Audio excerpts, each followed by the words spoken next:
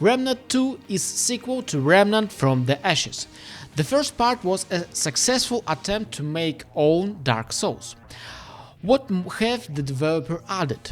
They made from the usual fantasy world with the big swords a cooperative third-person shooter, which had the same rule as from Software games. High difficulty, dangerous opponents, big bosses, resurrection near the location, analog of bonfires. The project turned out to be not perfect, but it was on high enough quality and exciting enough to sell millions of copies.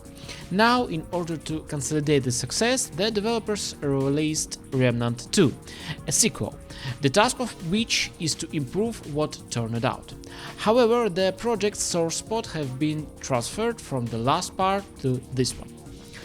For example, the plot remained just as bad. Humanity is again threatened by three monsters, which we kind of banished in the DLC, no? Our base is again the location block 14, and its center there is again a peace stone that transport the main characters of other regions.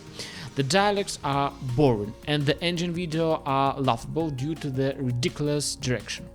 And the dumb armor man, seriously? He spent 10 seconds of your time getting into pose that will allow him to sell your items.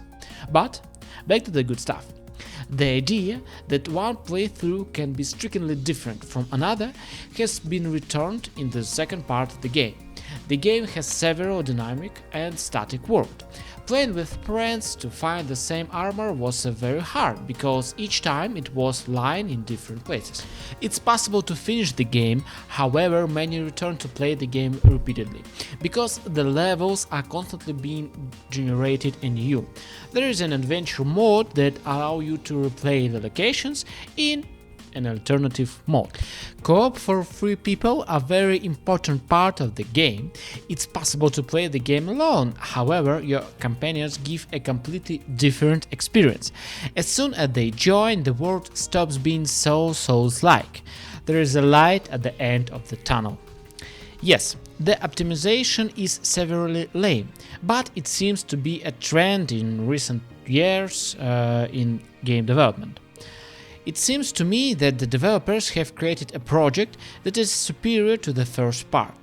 Although not all the bugs are fixed, the output is not brilliant, but a very high quality and fun game. So, take your friend and break in the world of the Remnant II.